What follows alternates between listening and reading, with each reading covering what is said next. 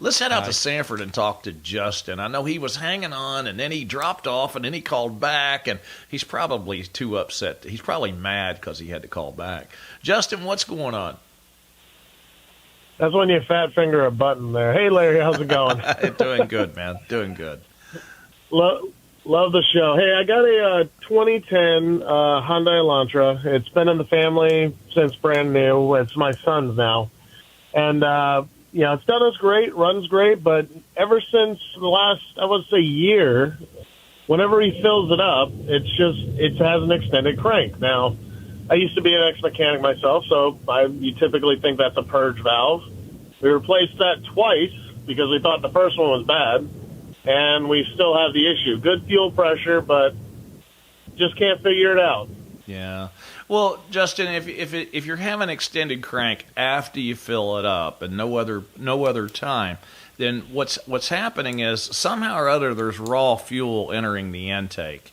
And what's happening is it's getting the spark plugs wet with fuel, and when you go to start it back up, the engine's flooded at that point. And it's just taking a excessive amount of cranking to knock enough fuel off the spark plugs to get it to fire up.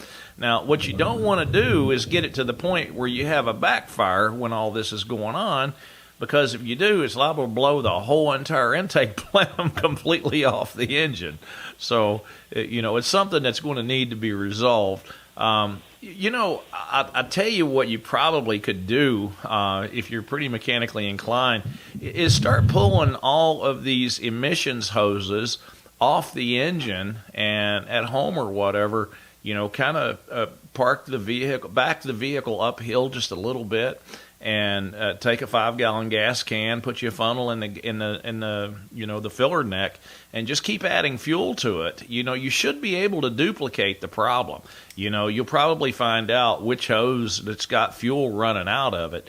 That would be, I think, the best solution. That way you can actually see which line has got fuel coming out of it going into the intake, and then you can back trace it. I think on that one there, it's got a canister that's kind of back up underneath the vehicle in the rear.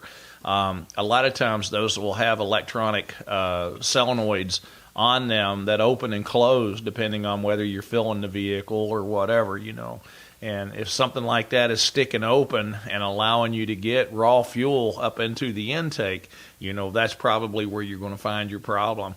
Purge valve, something like that can cause the issue. And I'll tell you, a lot of times this is something that you need to look for.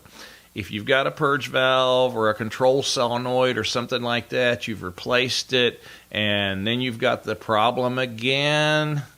Listen, what you need to look for is these little black granules that are embedded into either the purge valve or into a purge solenoid, whichever way the car is equipped. Now, what that tells you, if you got this black stuff, little granule, chunky looking little things, that means your charcoal canister has came apart. And that's common on those Hyundais. We see that quite often. Now, what I have done in the past, you bring the car to me, we diag it, okay, your solenoid or your purge valve's bad, we replace it, put it on there. You're good for a week, then you come back, and you go, Larry, the daggone thing's doing the same thing again. We go in there and we check the part, and it's contaminated. It's got these little black pieces all stuffed up into it, meaning that the charcoal canister has come apart. Now, depending on a person's budget, those canister assemblies for those cars, they're expensive. I mean, some of them are $700-800. It costs more for the canister than the car's worth. Well, a lot of times what I'd wind up doing is I would just get an old fuel filter. I'd cut that emissions line and I'd put a fuel filter in front of it so that way it prevents any of that contamination or charcoal from getting back up in the solenoid and never have a problem out of them after that. So and I don't think it hurts anything emissions wise, so I don't think the federal government's going to chase me down and beat me up or anything. But if it comes down to that and you see that is the issue, it sounds like you're mechanically inclined enough to take the hint that I'm dropping here pretty much. And like I said, just get an old 5/16 inlet and outlet old metal fuel filter. Stick it in line, and see, that'll collect any of the debris that's come loose out of the charcoal canister. Win-win, cheapest way you could possibly fix it. Justin, thank you so much for your call, and I hope that helps you.